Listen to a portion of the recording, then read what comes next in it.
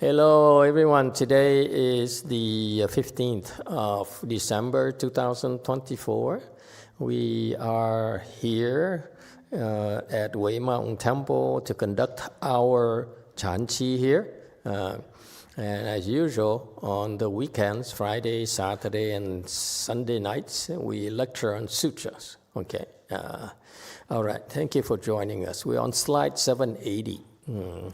This is the final verses, the verses from the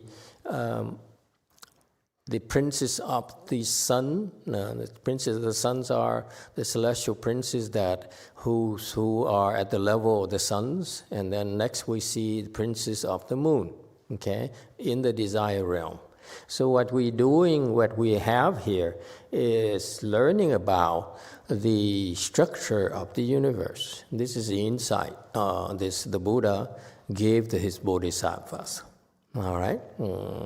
And these are world rulers, meaning they rule over the world, meaning that they are very big shots. They are in charge of the princes, celestial princes of the suns, and therefore each world there, they rule over each world. As you can imagine, there are lots and lots of these heavens, a lot more than you realize, and that's why it helps us understand how small we really are, how insignificant we really are in the scheme of things. Okay, we really are not really nothing to brag about. Okay, and what happened is that we are getting exposure to these big shots, and they unlike people in the world, there's no election. Okay, they're not elected. They are designated to be world ruler, to take care of living beings of those worlds.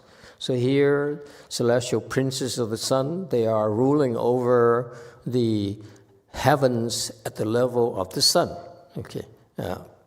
We learn more about the structure of the cosmos, of the universe, as we go deeper into the Avatamsaka Sutra. But what you're witnessing here, what we're learning here, is that these big shots here were chosen to rule over the world. Okay, because they're competent. And what's the difference between that versus our system here in the human realm where we have elections, you think?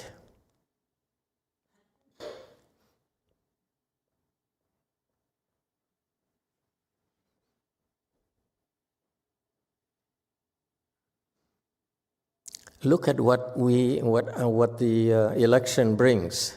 People who know how to do the political systems instead of people who are competent, who are virtuous. Leaders are supposed to be virtuous, not just competent. Okay? They're doing it not for the sake of personal gains. Contrary to our world, our politicians are stuffing their pockets, investing in stocks with insider information, using cryptocurrencies and so forth as well, starting their own cryptocurrencies and so forth. So the political system as we know it actually designed to be abused. Whereas in the system of the universe, where these celestial princes, these mahasattvas, were chosen by the Buddha to rule over their domain of responsibility.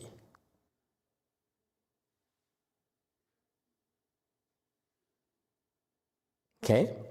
So in our human realm, we graduate through the election system. We start first with local elections and then go to supervisor, to mayor, to state, and so forth.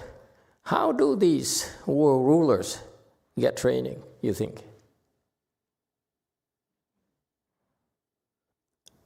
They cannot be put in that place unless they receive training.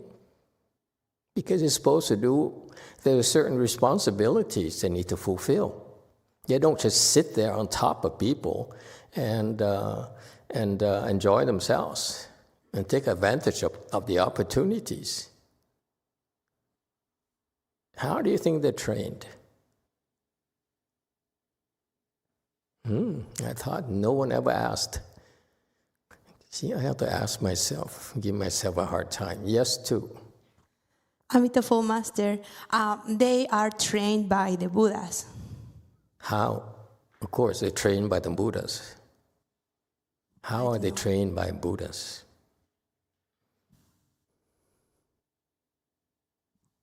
You have to understand that everything happens for a reason. They're world rulers because they're put there because they're doing a very important job for the Buddha to take care of living beings in his world, in his Buddha land. Agree? Okay, so how did they receive training? All these multitudes of celestial kings.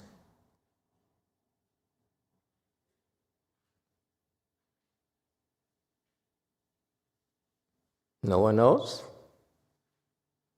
See, this is a secret about the Avatamsaka of the world, of the universe, that you guys don't know. People only think it's politics and election. Actually, it's very profound. Yes, 8.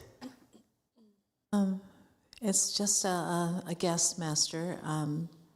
Could they possibly have to go through a series of tests through their many hundreds of thousands of lifetimes? Okay, Prove lots of themselves tests. of being worthy? Yes. And then it's a meritocracy? Yes, absolutely. And This then is a meritocracy. If you're not good enough, you're not going to be put there. So I would assume that then also the higher level, like the Buddhas, maybe Mahasattvas and so forth, are watching and looking for possible people who might be good candidates as time goes on, as they develop? Yes, absolutely. The interesting point here is that from looking at their worlds, we can see how we can prepare for it. Make sense? If they get there because they have the makeup, they have the track record of doing it already, and then eventually they're chosen to be a world ruler. Make sense? It doesn't happen haphazardly. It's very, very deliberate, if you will. To me, this is so advanced training.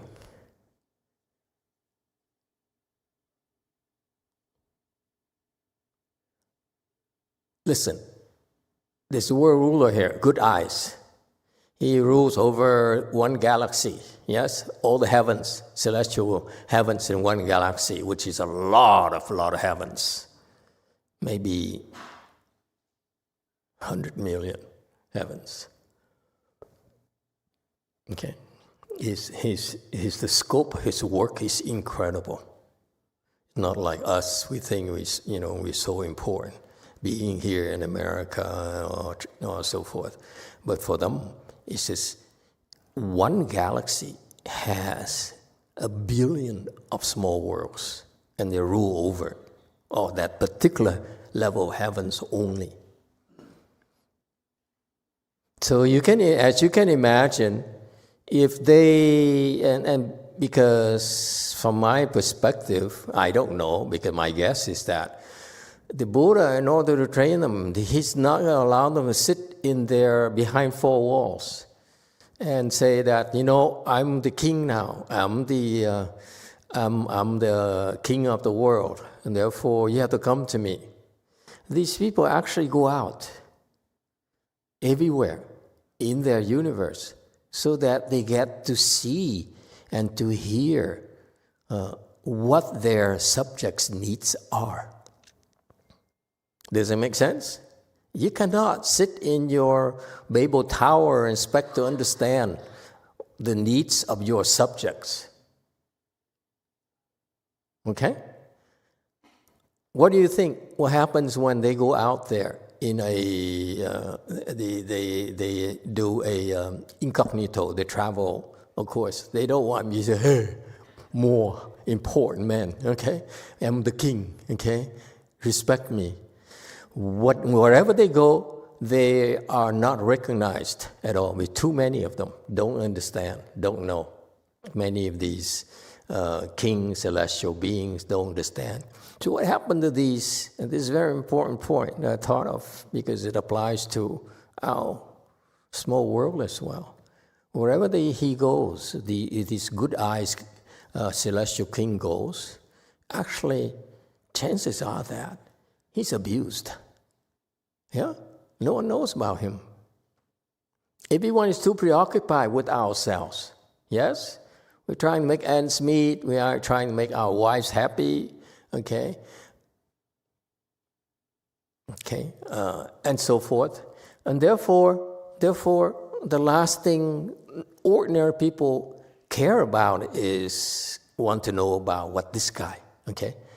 So wherever he goes, he's actually abused quite often. They probably yell at him, beat him up, and so forth. And to me, that is the nature of leadership training.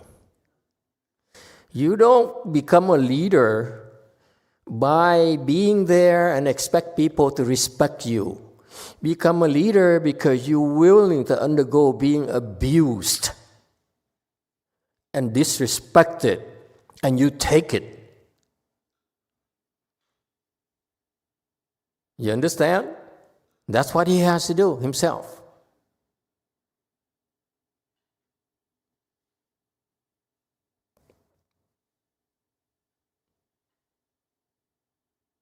That's why when you are this big shot, you go there, you see your subjects, and they abuse you, they yell at you, and they scream at you, and they can't care less about you. Okay? It makes you wonder, why am I doing this?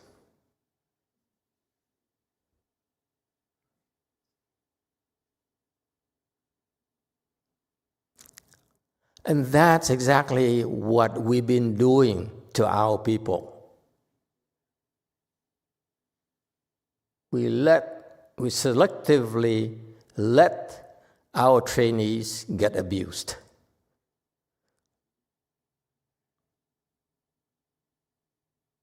If they back off, tough luck. It's not meant for you. Is that clear? This is where you get started. If you're willing to do a small scale here, in the future, when you get to a high level of samadhi, level of wisdom, you get used to it. You know what's expected of you. Nothing is given to us by default. We need to earn it. We need, as a leader, to constantly justify ourselves of our existence. Why are we here? Why are we sitting on top of everyone else? What are we doing for them? Are we sitting here to be served or to serve living beings?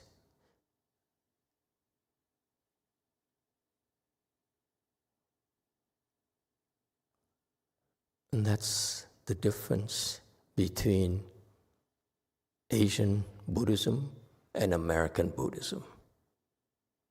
We are a meritocracy. We have to earn our place every single day. Never asking for anything. That's how you open your wisdom. Not by thinking so highly of yourself, but by learning how to serve others' needs. Is that clear? We've been doing this for a long, long time now. People don't realize I'm very patient. Right? patiently let my trainees endure a lot of abuses, a lot of hardships. Because if they survive, one day Buddha will pick them to be a world ruler. Because in the future, I'm hoping that all of you will become a world ruler, because that's the path to Buddhahood.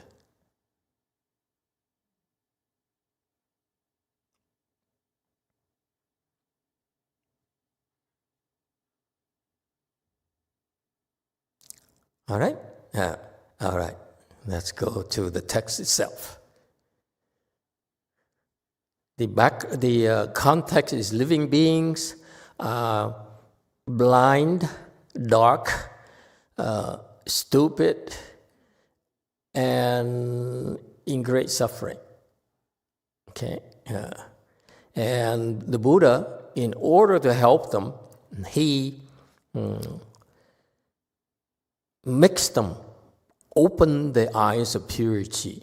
What is the eyes of purity? We talked about this a few weeks ago, but I never had a chance to ask you, what is the eye of purity?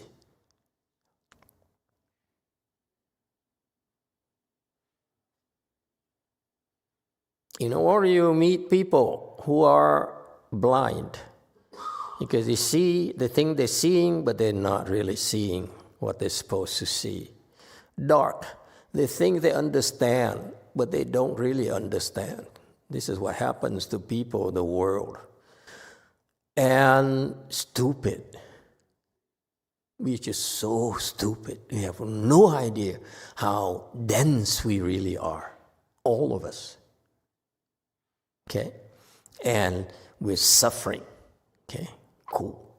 We're suffering. We're in great suffering. So much suffering.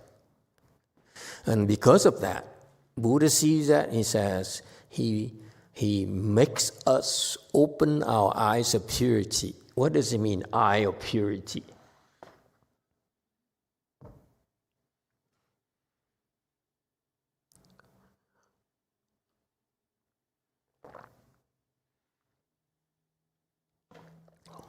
Yes, one. Thank you, Master. The eye of purity may be the Buddha eye in the... No, you can't open your Buddha eye. Only Buddhas can open the Buddha eyes. We cannot. Okay? Buddha's eyes are only for Buddhas. Lower level people like us just talk about Buddha eyes, but we have no clues what it really is. Anyone else?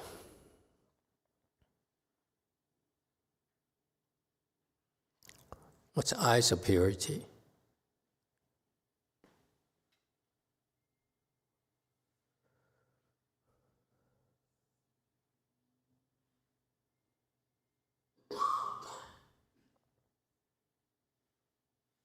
It's an antidote to your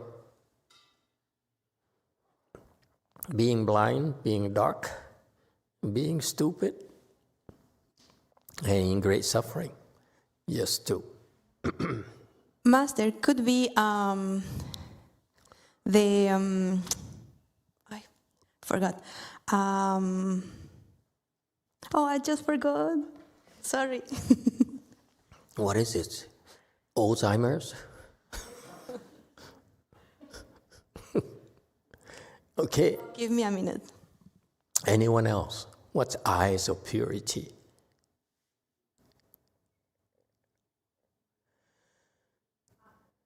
I remember. Okay. Maybe to have the visions with someone who have a vision with no outflows. No outflows. Getting clear, getting close. Anyone else? What's eyes of purity?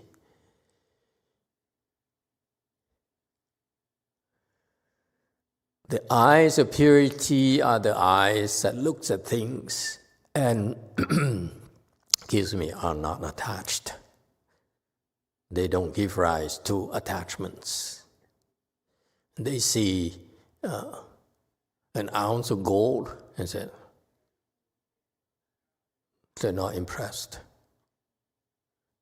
They see form and say,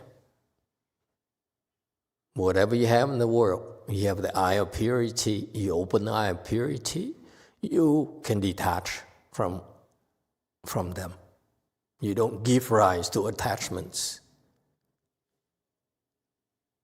You think we teach you Buddhism in order to talk about concepts and things? It's about what are you going to do to free yourself from your suffering. If you think you're blind, you think you're dark, you think you are stupid, what are you supposed to do?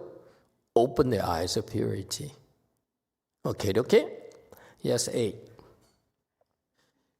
Thank you, Master. We have a couple of comments. One is a question and another is a comment. So Samson Laos asks, are these eyes of purity referring to your wisdom? Yeah, of course. Eye of wisdom. Yes, wisdom eye. And another word for it is wisdom eye. Wisdom eye. And Diego has a comment.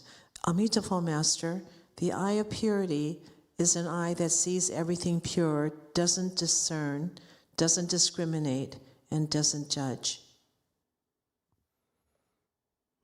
The eye of purity does not give rise to attachments, because that's what we do. We attach to everything we look at, don't we?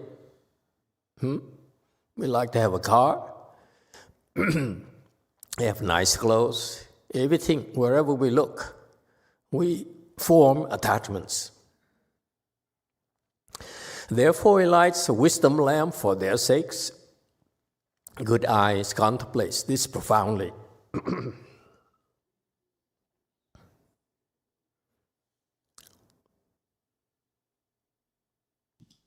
是故为然智慧灯，善目于此生观察。781 commentary slide.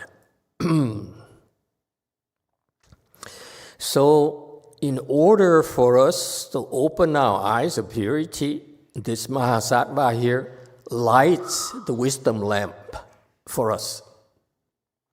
Okay, so wisdom lamp here refers to using his wisdom. This is an analogy. They use people wisdom. People who are wise, have great wisdom, are supposed to use the wisdom to help us reduce our attachments. How? By helping us see more clearly. The lamp provides light so that we can see more clearly. Your enemies, our enemies, they operate in the dark.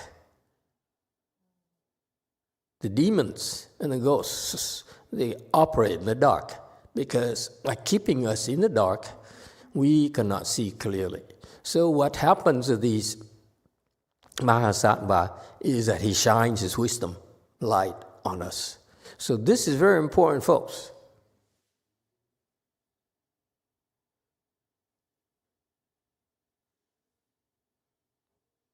You see, you don't ask to be respected.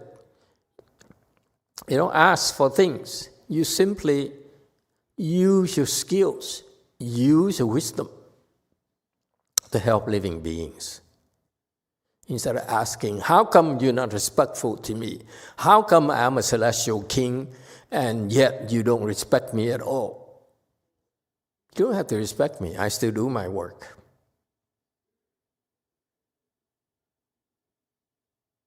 This is not how worldly people, this is what they can understand. If you want to have wisdom, this is what you're supposed to do. Okay? And he contemplates this profoundly. So he contemplates, he does his concentration. So what it means is that whenever he sees people who are confused, who are stupid, blind, and dark, he uses his wisdom and shines a light on this person, okay, and see what is it he can do to help this person. You see, there's a difference between that and you demanding this person to respect you. Because you only want that because you're weak. You need someone to respect you. These people, these Mahasattvas, they don't need you to respect them. They still do their work regardless. 782. Liberated, expedient, honored one of ease and comfort. If sentient beings would see him once and make offerings to him, 解脱方便自在尊，若有曾见一供养。Okay. The next celestial king is next Mahasattva. With the Buddha's help, he sees that the Buddha is liberated. Liberated meaning that it's free from restraints. You're not liberated because you have too many attachments. Okay? So how do you become liberated?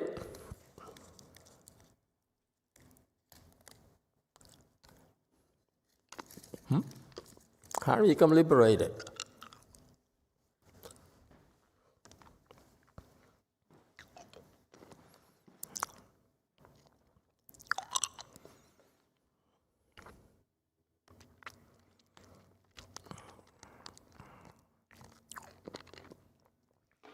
No one knows?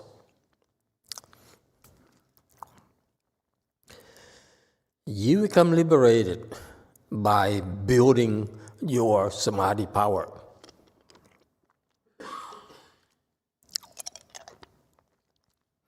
Every time your samadhi level increases, you have more liberations. You're more liberated. Let me explain this to you. Why do I talk about this? Because in order for you to improve, you want to get liberated, you look at the reverse process. I got up here because I'm liberated, and that means I have to let go of certain attachments.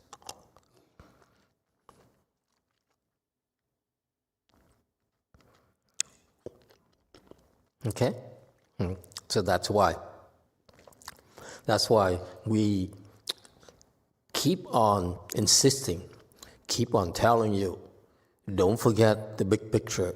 You need to improve. Every time you improve, increase your samadhi level, you're more liberated, meaning what? You're happier than before.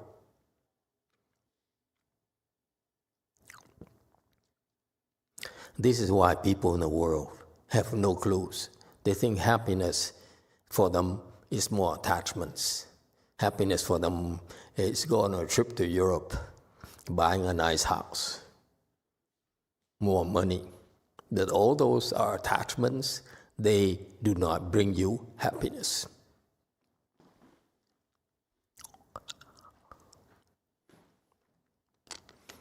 The only true happiness is when you're free of them. Meaning what?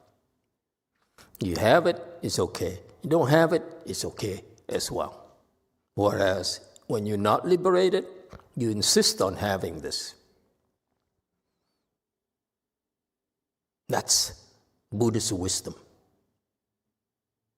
Does it help?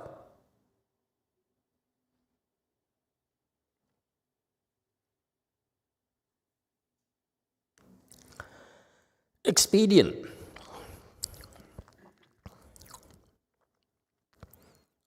The Buddha excels at expedience. In order to help living beings, you need to use expedience. That's the only way.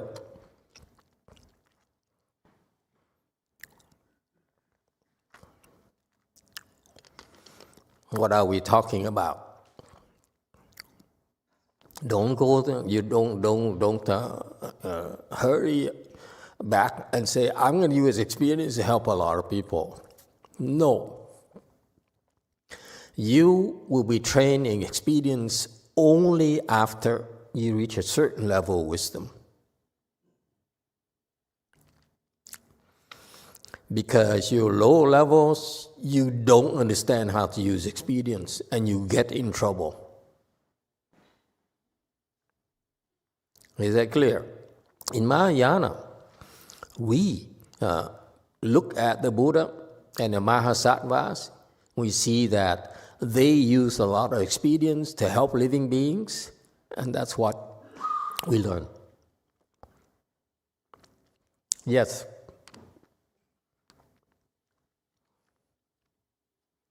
In the back.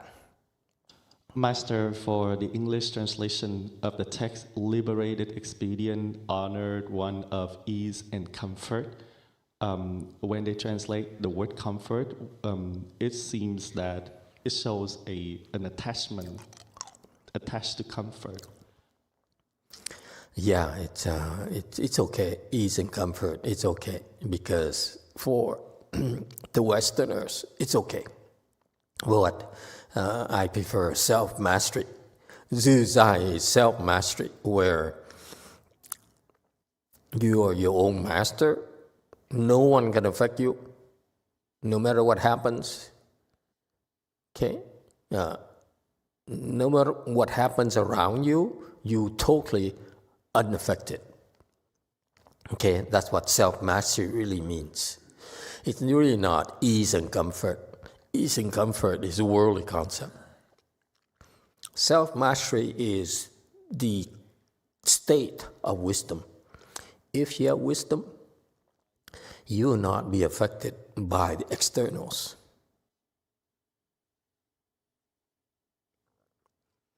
Because the externals that you give rise to greed, anger, stupidity. So self-mastery is that you're free from greed, anger, and stupidity. Nothing can tempt you. Nothing can affect you. Nothing can influence you.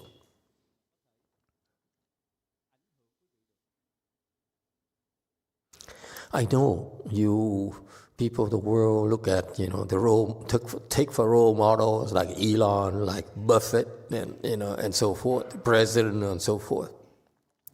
For us, cultivators in Mahayana, we take for role models the people who have great wisdom. Okay, so we aspire to be like them.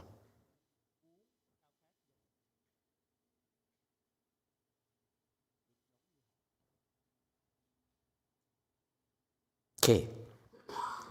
Fan Bien is that you have liberated, and you excel in the use of expedience.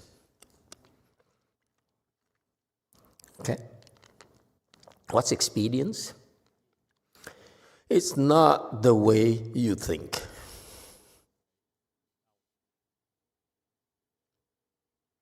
I keep on telling you that if you knew what I'm trying to do, I cannot help you. Your ego will fight me tooth and nail. You want this, you want that. You insist on this, you insist on that. That's a sign of weaklings. People are so weak, they need to have their way. You don't care. Okay? And so the world-honored one, okay, he really have endless experience. And he has great mastery, self-mastery. Yes, JMT. 들리세요? 들리세요? 네. 네. 제가 좀 전에 뭐라고 대답을 하려고 했냐면, 마스터께서 예전에 법문에서 각 레벨마다, 단계마다 집착이 있고, 그 집착을 내려놨을 때 다음 단계로 진전한다라고 말씀을 하셨어요. 그래서 제가 그거를 대답을 하려고 했고, 이어서 질문이 있습니다.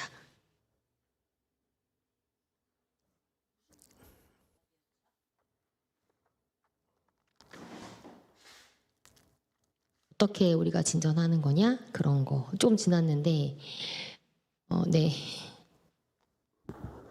Master, I think that you asked question about how to improve.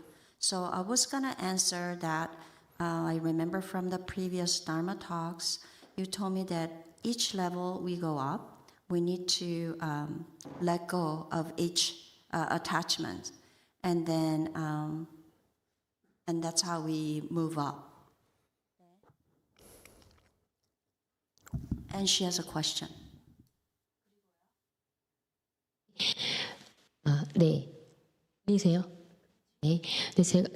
이어서 제가 하려고 했던 질문은 뭐냐면 제가 다른 분은 모르겠고 저의 케이스인 경우에는 그러니까 마스터 말씀대로 어떤 결과론적으로 진전을 했을 때 편안해지고 자유로워지는 거는 맞아요. 네.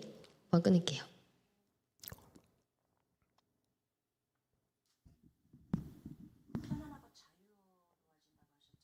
편안해진다. 네. So I don't know about other people, but in my case, just like you just mentioned, that when I make a progress, in conclusion, I feel more comfort and ease. 평화롭게도 느끼고요. 네, 평화롭게도 느끼고, 네. And also, 네, 그래. and also feel the peace. 이제 제 질문은 뭐냐면 그 직전에 그가 좀 이렇게밖에 표현할 수가 없는데 제가 잘 모르니까 진전하기 이 직전에 저는 엄청난 fear 공포를 느끼는데 그게 다른 분도 마찬가지인지 아니면 진전하기 직전에 에고가 이렇게 코너에 몰려서 압박을 받기 때문에 그런 공포를 느끼는 건지가 제 오늘의 질문이에요. So I don't know about other people, but right before I make a progress, in my case, I experience great fear. And is that because we cornered my ego into a place? 그래서 제가 생각할 때는 진전하고 나서 레벨이 올라가면 내가 이거를 이 집착을 내려놨구나지만 그 밑에 레벨의 단계에서는 그게 에고의 손실을 의미하는 거이기도 해서 혹시 내가 이걸 공포감을 느끼는 건가라고는 생각을 해봤고 마스터께 질문드립니다. 이것을. So when I make a progress and go up to another level, maybe it's ego felt that there was a loss of something. Maybe that is related to my fear right before I move up another level. So I'd like to ask you to clarify if that's the case. Thank you. There's no need to be afraid, no need to be fearful. Ignore that thought of fear. That's all. Okay. Master Shiva explained a lot about liberated experience and self-mastery, but whatever it is, if sentient beings but see him once and make offerings to him, so this is why Buddhas and Bodhisattvas appear in the world, because they need to draw near living beings, manifest themselves in front of living beings so that they can make offerings. This is a very important point. The point here is that it starts first with making offerings. The Buddhas and the Mahasattvas and the Bodhisattvas, they come to our world because ultimately, because they want us to somehow bring forth the desire to make offerings.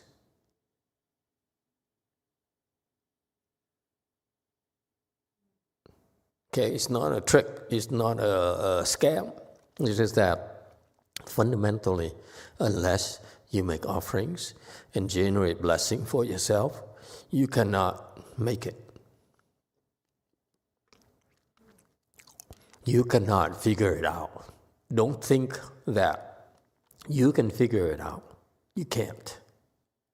Doesn't matter how smart you are. Okay? You cannot figure it out. However, if you make offerings to a Buddha, then all of a sudden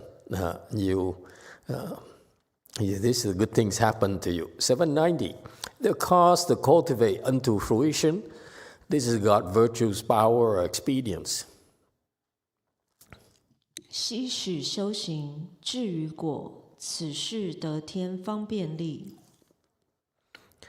When you make offerings to the Buddhas and Bodhisattvas, those seeds of blessings will mature in the future and will enable you to attain fruitions.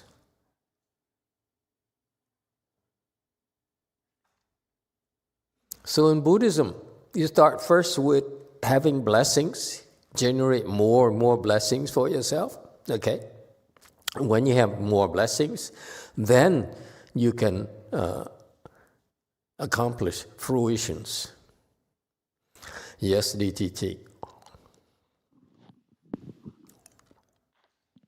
Hello, Master.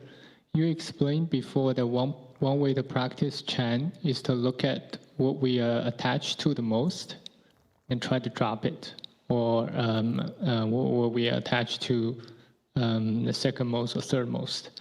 And that can vary very differently from person to person. And now you're also saying that one other way to practice Chan is that at every level there's a bag of attachment. That sounds like for everyone this bag of attachment is similar. So are these two different ways to practice Chan? As you evolve, you just have to spot those attachments and drop them. The same instruction. What happens at low level, you have certain types of attachments, and you keep on, hear what happened to those attachments. Those attachments manifest themselves as thoughts that occur in your head. You meditate, you sit there and meditate, and you have thoughts of, I have a craving for burgers, French fries. Okay? So those are attachments. And all you have to do is drop them temporarily. That's all. The Chinese and the Koreans tell you to drop them forever. It doesn't work like that. It doesn't have to work like that. So you at first dhyana, you have certain desires, such as attachment to food, attachment to sleep.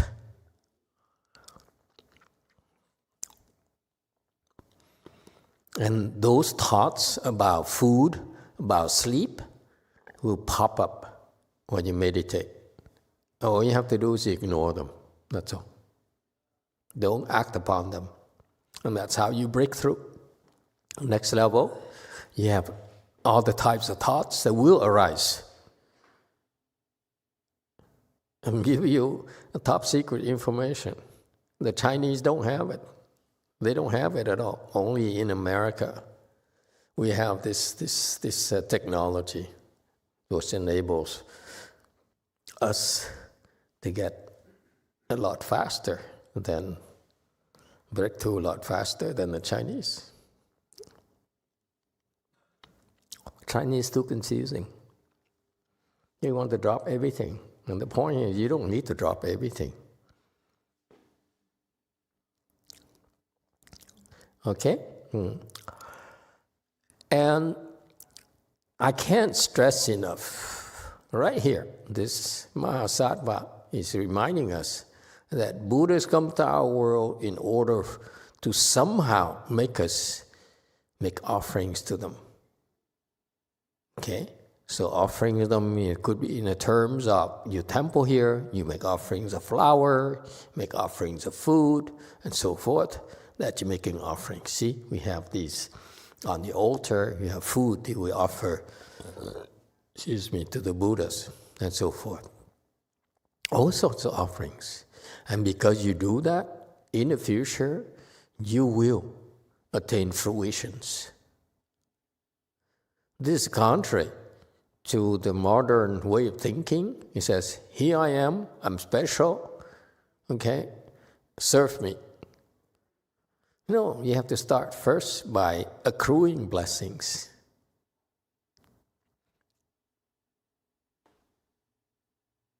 Yes, 8.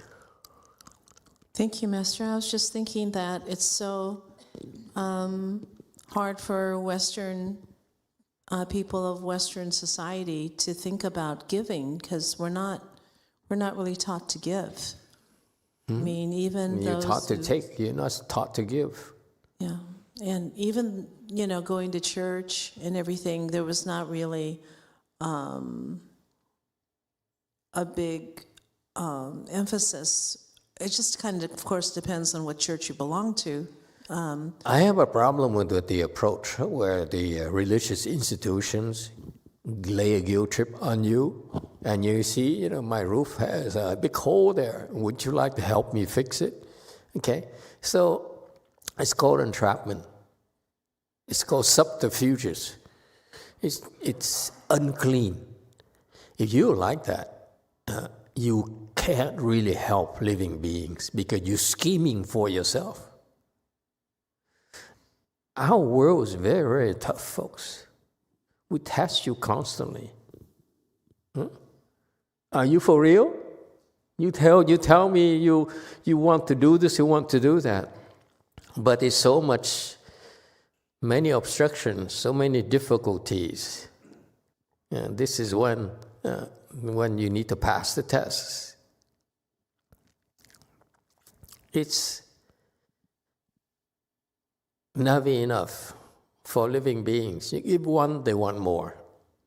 Okay? And that's how it is. And so I want you to think about this. It's very important for you. What makes you different is that you ask yourself, are you doing this for yourself?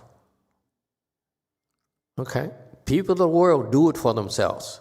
Monks, nuns do it for themselves. They justify it as you need to build a temple and therefore they can help more living beings.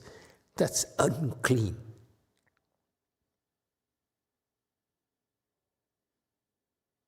You have unclean seeds, you have unclean results.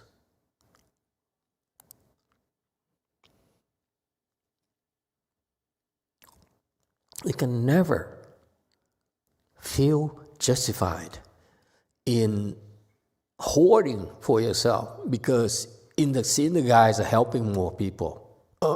You help more people by using subterfuges, by scams, by ruses. You really are not helping yourselves at all, ultimately.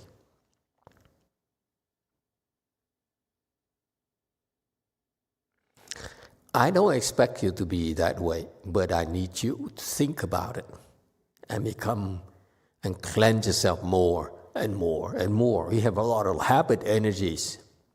We train to plot for ourselves.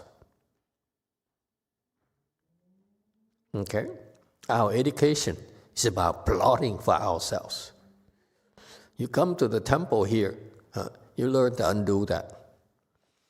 That's when you find true liberation, you find true happiness. There's no compromise.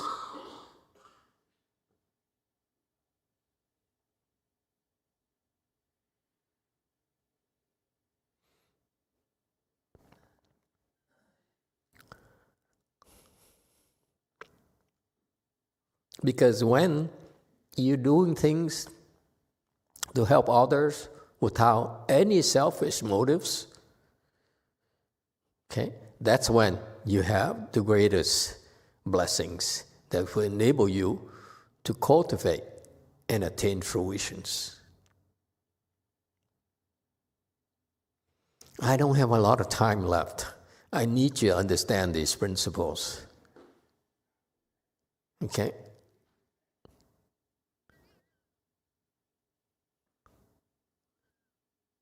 Because if the seed is impure, the result is not impure.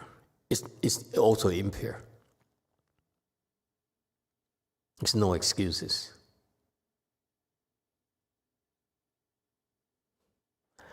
This is the God virtues, power, expedience.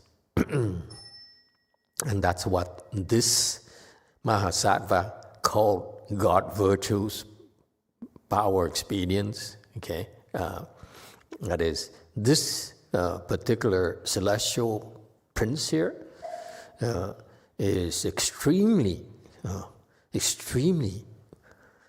competent at using expedience to help people cultivate. 792. Measureless doors within a single Dhamma door, through measureless thousands of aeons, are extolled. 一法门中无量门，无量千劫如是说。So, in Buddhism, in Mahayana, we have something called Dhamma door, meaning that it's a method of practice. And for example, one method of practice giving. Okay? And that's one single Dhamma door called giving. And within that giving Dhamma door, there are measureless variations. You can give money, you can give your time, you can give your body, you can give your whatever you can think of. That's why they all are part of this thing called giving Dhamma door. Okay? And through measureless thousands of aeons are extolled, we need to, the Bodhisattvas, Mahasattvas, and Buddhas have to appear in the world and teach you how to, they spend a lot of time teaching us about these Dhamma doors.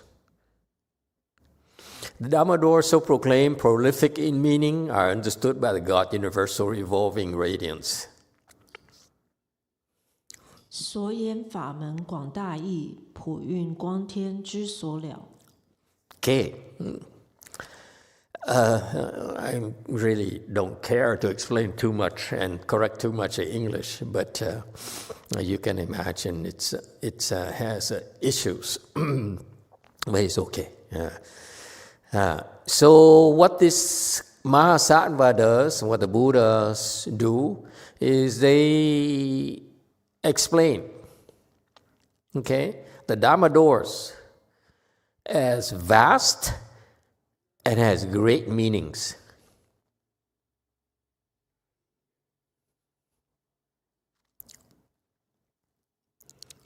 Okay? And so, what does it tell you?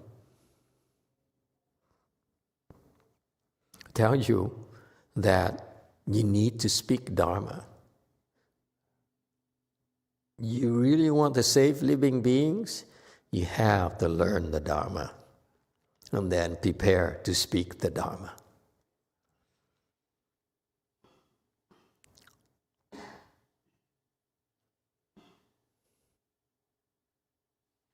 Okay, what Dharma are we talking about? These Mahasattvas and Buddhas, they explain the Dhamma doors as vast, meaning that they spend so much time learning all sorts of Dhamma doors.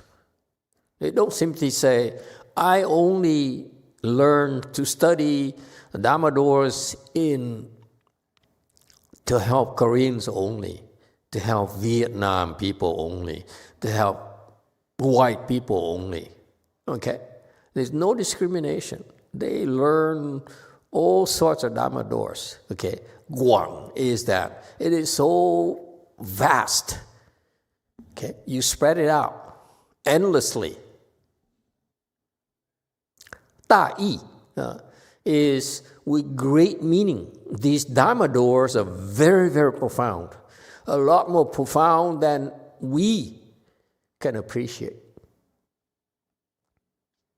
Okay? So that's why you want to keep on studying and learning about these Dhamma doors over and over and over again, because eventually you will learn, you understand more and more and more.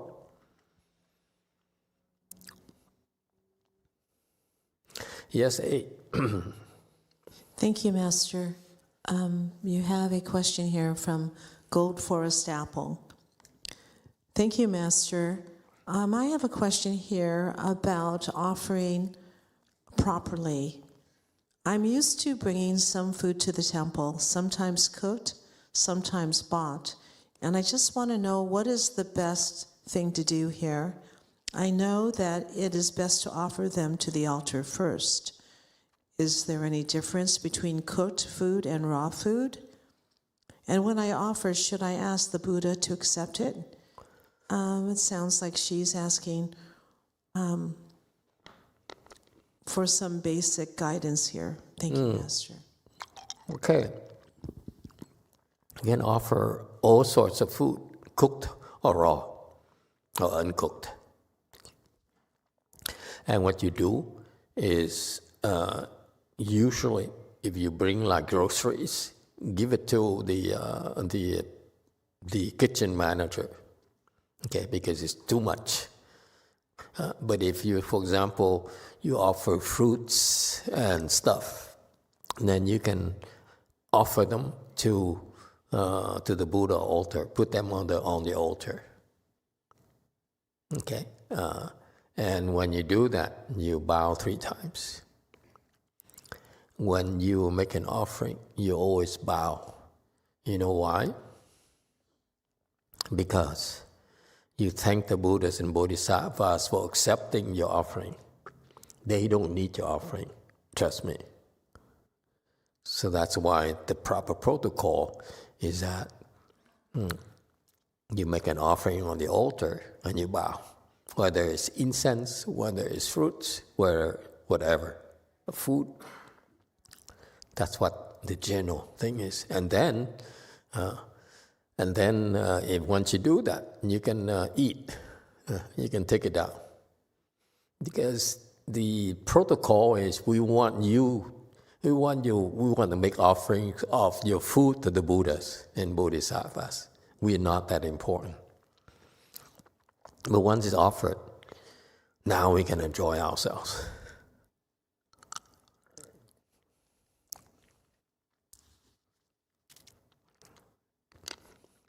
It's KU2. 네, 저번 주 마스터 불칠 때 무명은 애욕, 음욕심에 근간을 두고 있다는 법문을 들었습니다. 애욕, 음욕의 씨앗이 완전히 파괴되는 경계는 어떤 레벨에서부터인지 여쭙고 싶습니다. 흔히 불태전으로 지칭하는 팔찌보살부터인지요.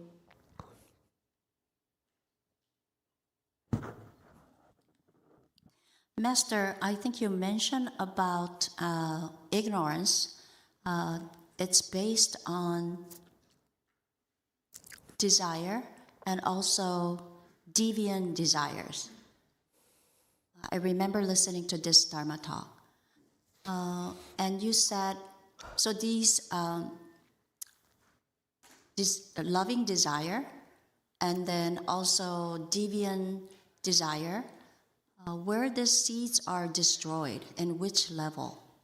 Is that no regressing level, the 8th ground bodhisattva's level, is it? Not really. These seeds are there in our consciousnesses, and they can mature eventually. So there's no need to worry about destroying them. You need to worry about how to neutralize them.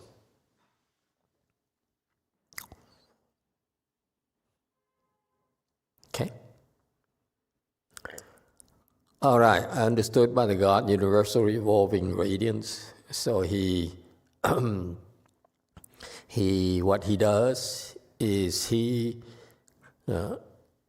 transports these lights. He brings these lights, the sunlights, to living beings. Okay, that's what he does for a living. Okay, 796, we're into the heavens of the desire realm, the celestial princes of the moon. 797, moreover, celestial prince moon gain a passage into liberation of universally radiating pristine light throughout the Dharma realm, gathering in and transforming sentient beings. 复次，月天子得净光普照法界，摄化众生解脱门。 So this is the moon, the celestial prince of the moon. And he got there by practicing this Dhamma door, by radiating pristine light throughout the Dharma realm. And this light here has a way of gathering in and transforming living beings. Okay, so you see, what he does is he works up this light here, light of wisdom, that he can radiate throughout the entire Dharma realm. That's how powerful he is. Okay, and wherever the light goes, and whichever living being encounters the light, they will be gathered in, and they'll be transformed from deviant to proper, and they will believe in goodness. All right? Celestial Prince, King of Flowers, cow, gain a passage into liberation of observing the realms of all sentient beings, causing them to universally enter boundless dharmas. 华王即光明天子，得观察一切众生界，令普入无边法解脱门。 Okay, 800. King of Flowers, cow. So his bump in his hat is like has a shape of he makes adorned with flowers, very adorned. And he became a Mahasattva. He got there. He became a celestial king of the moon by observing the realms of all sentient beings. Okay, so he sits there and contemplates all the sentient beings. Okay, no sentient being is omitted. He looks at all of sentient beings. And what he does when he looks at them and is to universally enter Puru, enter boundless dharmas. So he makes living beings be able to enter and practice the boundless Dharma doors of Buddhism. Okay, so you see, at this level, they need to figure out ways to get us to cultivate. It's not talk. Ultimately, the highest form of the highest goal we have is for you to cultivate. Celestial Prince, all manner of pure and wonderful radiance, gain a passage into liberation of understanding the ocean of sentient beings' minds and the various ways in which they are influenced by opportunism. 众妙净光天子，得了知一切众生心海，种种攀缘转解脱门。 Okay, 802. It prints all manner of pure and wonderful radiance. So remember, this is a celestial prince of the moon, so they use light to do their work. Okay, and what he does, he got there, and he's got there because he mastered the way to understand the sentient beings' minds. He gets to understand all of our minds. Okay, meaning he has to go everywhere. He needs to go to, remember I said earlier about the celestial king, they need to go everywhere, okay, throughout their realm, their territory, in order to understand living beings and their needs. But here in particular, he wants to see how living beings' minds operate.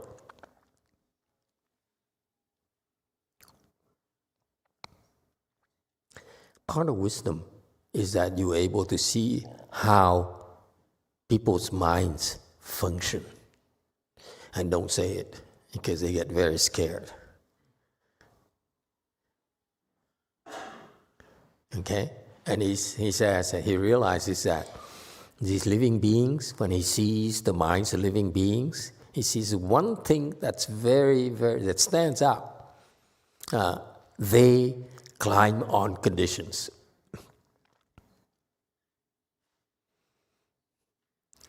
Whenever there's an opportunity, they make sure to seize it. That's climbing on conditions. Yes?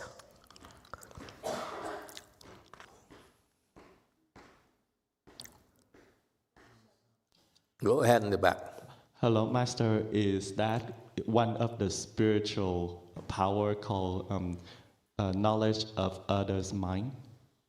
他心通? No. Then the spiritual penetration of knowledge of others' mind is very shallow. He basically says, whatever you're thinking, they can see it. They can sense it. Okay? So it's sort of your brain waves are being read by this using this spiritual penetration. Here is different. Here he says it's not just people's minds, but he understands how our minds functions. What makes us tick? In particular, what makes people's mind tick very often, the majority of people, they climb on conditions. So he sees a lot more profound, this kind of wisdom, where he sees how the inner workings of our minds and how we invariably climb on conditions. It's our attachments. 803. Celestial Prince instilling peace and joy in the hearts of the world, gaining passion to liberation and bestowing inconceivable bliss upon all sentient beings so that they jump for joy. 安乐世间新天子，得与一切众生不可思议乐，令永耀大欢喜解脱门。 Okay, now you see another aspect of the work that's involved here. Each Mahasattva have their own sort of specialty. This one here, instilling peace and joy in the hearts of the world. He says, for my wisdom, for my spiritual powers, for my blessings, I want to bring peace and joy.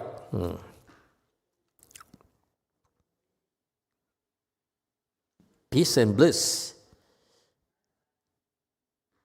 to give to all living beings.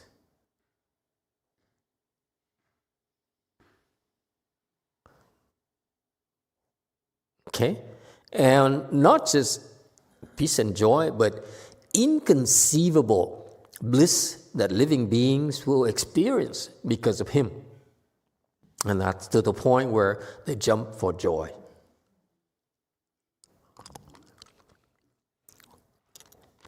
Sounds so shallow, doesn't it? That he's doing joy and jumping for joy and peace and bliss.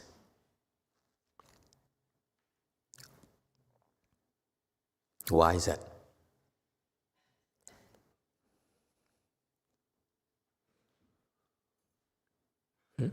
Why?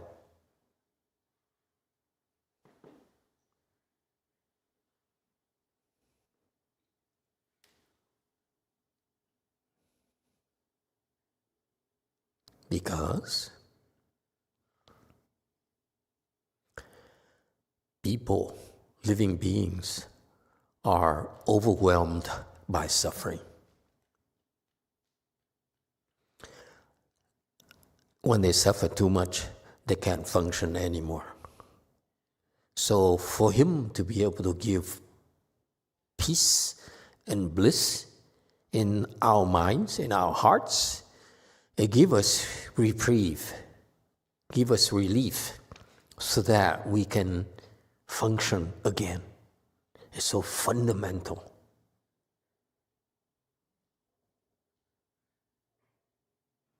Okay, like for example, right now, the world is so bad that economy is so bad everywhere. Okay, everyone is frightened. No one is spending anything. No one is buying anything. Okay, so this is when you can call the celestial prince instilling peace and joy in the hearts and say, please help us a little.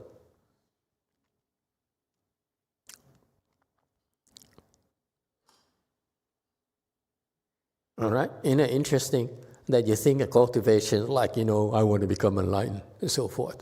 But you see how important these fundamentals are. Unless you find peace and joy in your heart, you can't function. Don't forget that.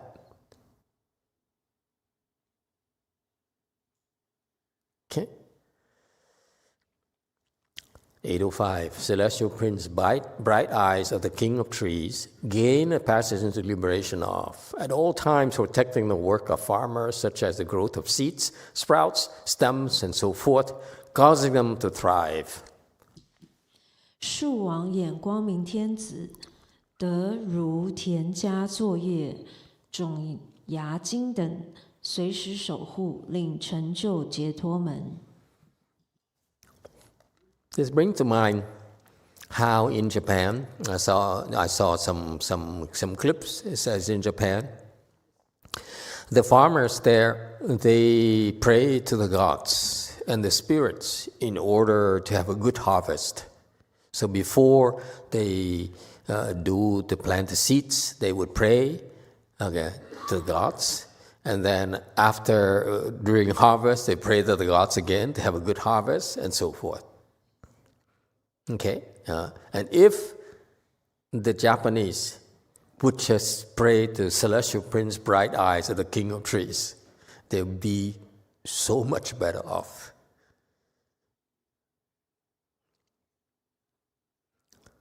This is our desire realm. If you pray to him, he'll come and help you.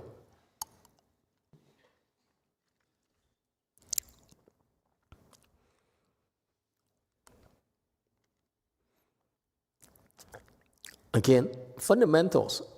If we do farming, we need food to eat. So therefore, to farm, we need good seeds, sprouts, stems, and so forth, and get them to grow and thrive. Okay? So the help is very practical. And notice, no one knows. No one knows that he's behind all the good harvests and the good crops and so forth. It's the Japanese gods that get all the credit for the good harvest.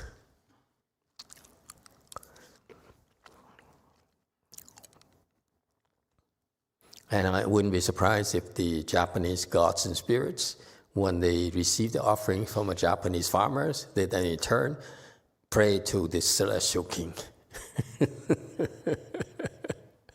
Okay.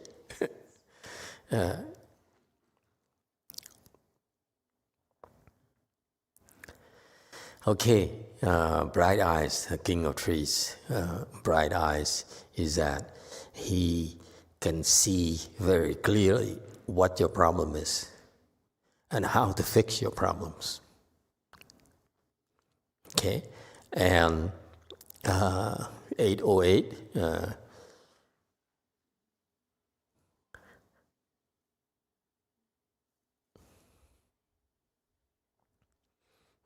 He goes through a lot of things here, bright eye and so forth.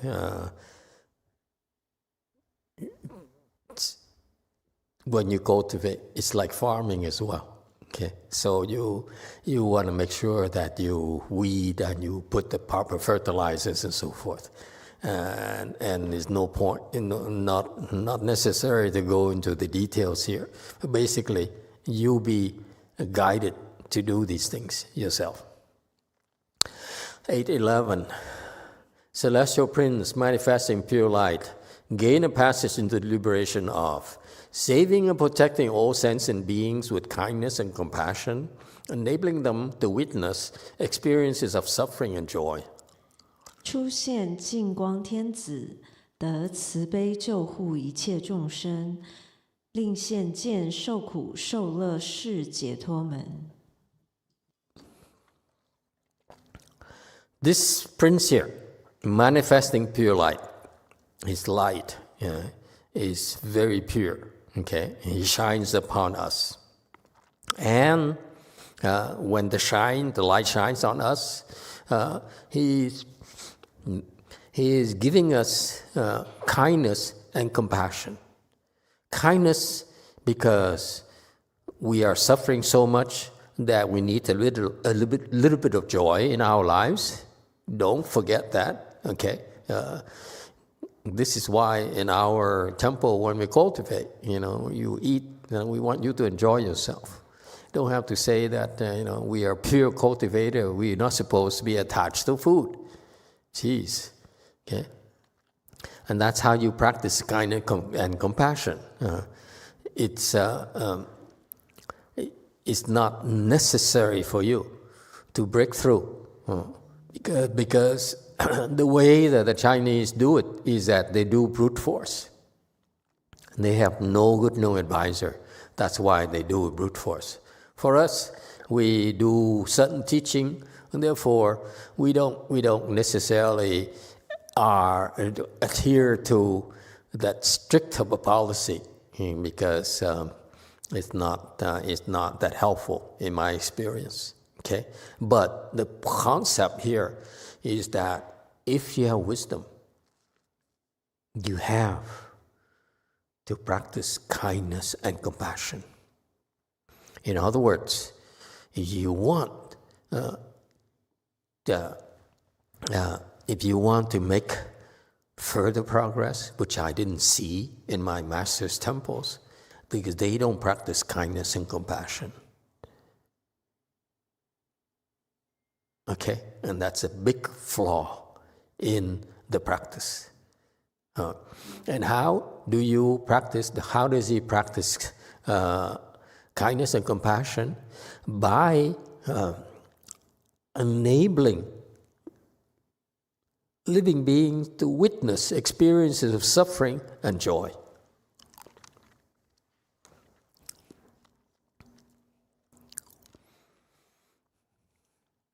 How does it increase our kindness and compassion? By helping people, by manifesting suffering and joy.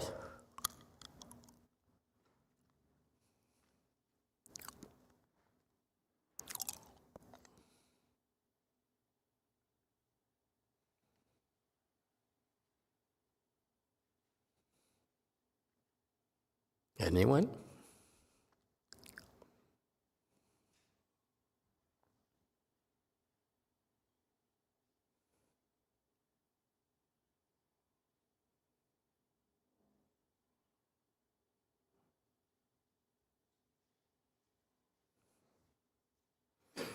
He manifests, the events of joy and suffering. Joy will open your heart. Yes, Abe? I was just thinking, Master, when we see people who are suffering, we just naturally feel for them, and maybe we're able to increase our compassion towards them. And the kindness of wanting to do something to alleviate their suffering. Mm-hmm. Absolutely. Here's what happens to us. When we see people suffering, we naturally feel pity for them. We naturally feel for them. And that's how you develop compassion. Okay? You need to be able to see people suffering, and they can't take it.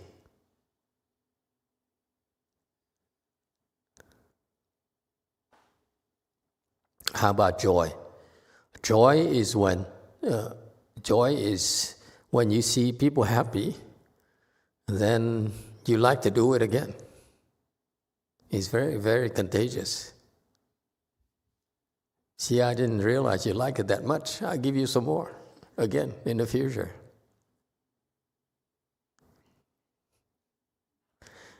All right. 8:13.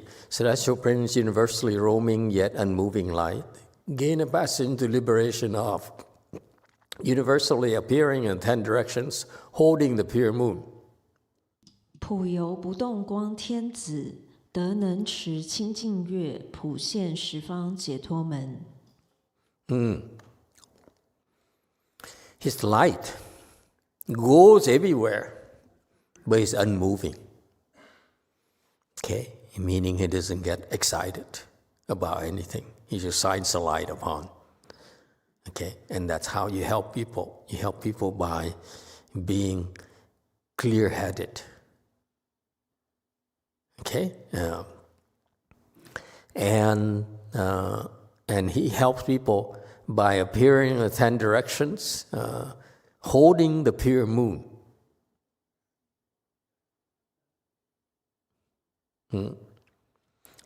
So what these people do is what he does is that he enters samadhi.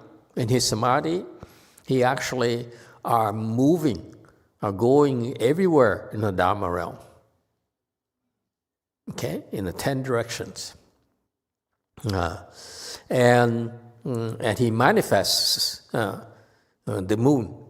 The moons, like he's holding the moon for everyone to see, okay? And that's what he does. That's 8.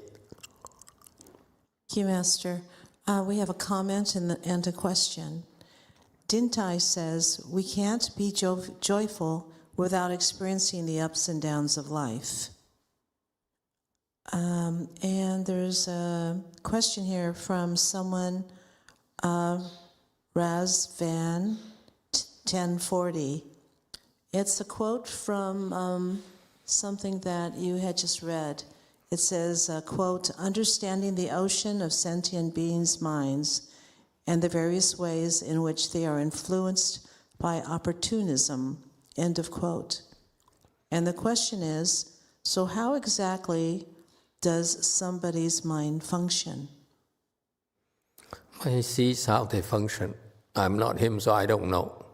He just sees how people are very opportunistic. They climb on conditions constantly. Because of that, that's how they operate. That's why he uses that knowledge to come and help them. Okay? For example, they're greedy for money. They say, okay, I will show you how to invest in the stock market. Okay, I give you a tip. Okay, and so he accords with living beings' wishes and desires. Okay, because living beings, once they see an opportunity, they would want to seize it and take advantage of it. And so he gets closer to them. They can trust him more. Okay?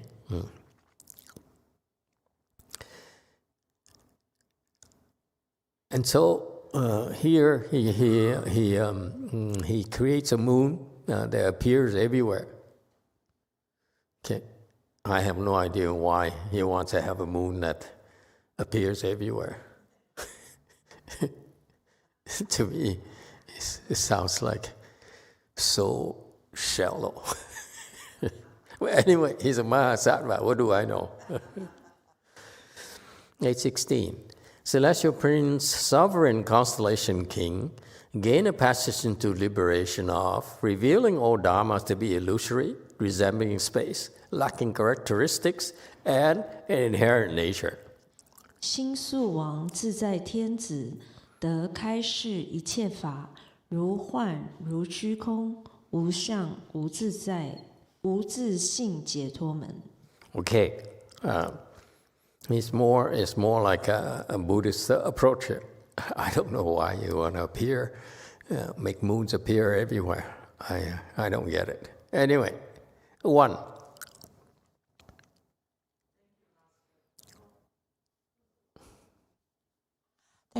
Thank you, Master. Wu Xiang, should it be translated into no mark instead of lacking characteristics? Yeah, the jargon is no marks, but characteristic is okay too, because it's more commonly known as characteristics. Our jargon is mark. Okay, so either way is okay. I have no problems with it. Most people who don't know Mahayana, they would understand characteristics, but when we say no mark, that's when they ask questions. So I can live with that. All right? Sovereign Constellation King. Okay. What does he do? He reveals everything to be illusory. Okay, so this moonlight that he emits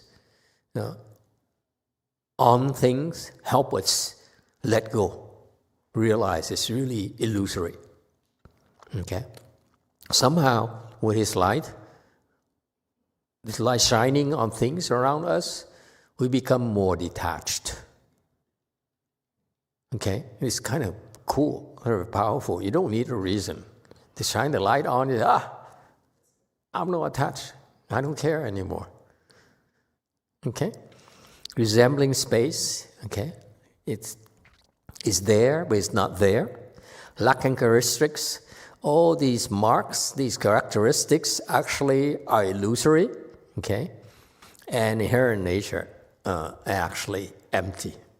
All these dharmas, everything is basically an illusion, resembling space, lacking marks, lacking characteristics, and have no nature. And that's wisdom. If you have wisdom, that's what you will see. Illusory because you can let go. It's not a big deal. Okay? Resembling space because it's really empty. Lacking characteristics, whatever you so attached to in terms of characteristics, they are not real. It's an illusion.